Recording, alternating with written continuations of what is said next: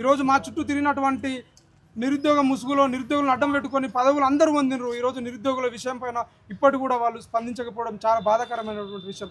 ఇప్పుడు చాలామంది గతం లోపల రేవంత్ రెడ్డి గారు అన్నారు 70,000 ఉద్యోగాలకు ఒక్క ఉద్యోగం తక్కువైనా తలను అరుకుంటున్నారు. మరి అసెంబ్లీ సాక్షిగా వాళ్ళు ఇచ్చినటువంటి రాతపూర్వకంగా ఇచ్చినటువంటి సమాధానం 16,797 ఉద్యోగాలు మాత్రమే భర్తీ చేస్తామన్నారు. మరి ఏ విధంగా రేవంత్ రెడ్డి గారిని నమ్ముతాం?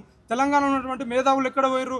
గతం లోపల ప్రవళిక చనిపోతే నేషనల్ ఇంటర్నేషనల్ మీడియా వరకు తీసుకుపోయినటువంటి మీరు ఈరోజు 20 మంది నిరుద్యోగులు చనిపోతే ఎందుకు మీరు స్పందిస్తలేదని చెప్పి మేము అడుగుతా ఉన్నాం.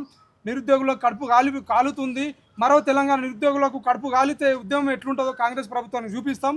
ఖచ్చితంగా కాంగ్రెస్ గవర్నమెంట్ స్పందించాలి. ఇమీడియట్గా ఈ జీవోలు ఏవైతే ఉన్నాయో ఆ జీవోలు రద్దు చేసి వయో పరిమితి 45 సంవత్సరాలకు పెంచి నోటిఫికేషన్లు అన్నింటిని కూడా విడుదల చేయాలని కోరుకుంటా ఉన్నాం.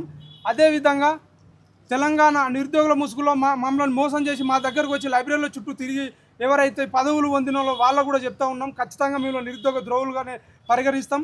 అశోక్ నగర్ కానీ చిక్కడపల్లి లైబ్రరీ దాన్ని ఎక్కడ కూడా మేము తిరగనియ్యం. దయచేసి మీరు ఇప్పటికైనా స్పందించండి అని చెప్పి కోరుకుంటా ఉన్నాం.